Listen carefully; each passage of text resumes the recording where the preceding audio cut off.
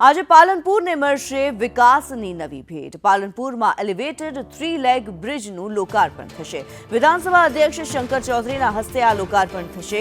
ભારતનો બીજો 3 leg elevated bridge ખુલ્લો મૂકવામાં આવશે।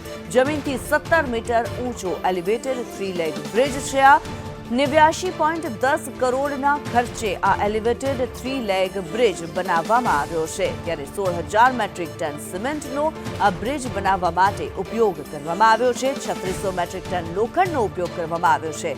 3 લેગમાં 79 પિલ્લર પર આ બ્રિજ ઊભો કરવામાં આવ્યો છે। ત્યારે જિલ્લા મથક બનાસકાંઠાનું જિલ્લા મથક જે છે પાલનપુર તેને વિકાસની નવી ભેટ મળવા જઈ રહી છે। 89.10 કરોડના ખર્ચે નિર્માણ પામેલા બ્રિજનું વિધાનસભાના અધ્યક્ષ શંકર ચૌધરીના હસ્તે લોકાર્પણ કરવામાં આવશે। આ કાર્યક્રમની અંદર કેબિનેટ મંત્રી બળવંતસિંહ રાજપૂત તથા ધારાસભ્ય અનિકેત ઠાકરની પણ ઉપસ્થિતિ રહેશે। ત્યારે 17 મીટરની ઊંચાઈ પર દેશના બીજા નંબરના 3 લેગ એલિવેટેડ બ્રિજને આજે ખુલ્લો મૂકવામાં આવશે, જેમાં 3600 મેટ્રિક ટન લોખંડનો ઉપયોગ કરવામાં આવ્યો છે। આ સાથે જ 16,000 મેટ્રિક ટન સિમેન્ટ પણ વાપરવામાં આવ્યો છે। ટ્રાફિકની સમસ્યાના નિરાકરણની સાથે પાલનપુરને સુવિધાયુક્ત મુસાફરીનો લાભ મળવા જઈ રહ્યો છે। ત્યારે 3 લેગ એલિવેટેડ બ્રિજનું આજે લોકાર્પણ થવા જઈ રહ્યું છે। વિધાનસભા અધ્યક્ષ દ્વારા આ લોકાર્પણ કરવામાં આવશે।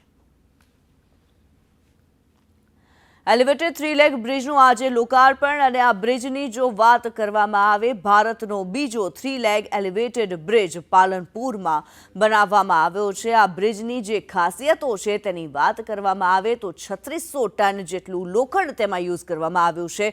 જમીનથી 17 મીટર ઊંચો એલિવેટેડ 3 લેગ બ્રિજ રહેશે, જે ટ્રાફિકની સમસ્યાનું નિરાકરણ પણ કરશે। ત્યારે 89.10 કરોડના ખર્ચે આ એલિવેટેડ 3 લેગ બ્રિજ બનાવવામાં આવ્યો છે। જે ખાસિયતો આપણે વાત કરી રહ્યા છીએ, પાલનપુરની અંદર આ 3 લેગ એલિવેટેડ બ્રિજ આજે લોકાર્પણ થવા જઈ રહ્યો છે। બ્રિજ બનાવવા માટે 16,000 મેટ્રિક ટન સિમેન્ટનો ઉપયોગ કરવામાં આવ્યો છે।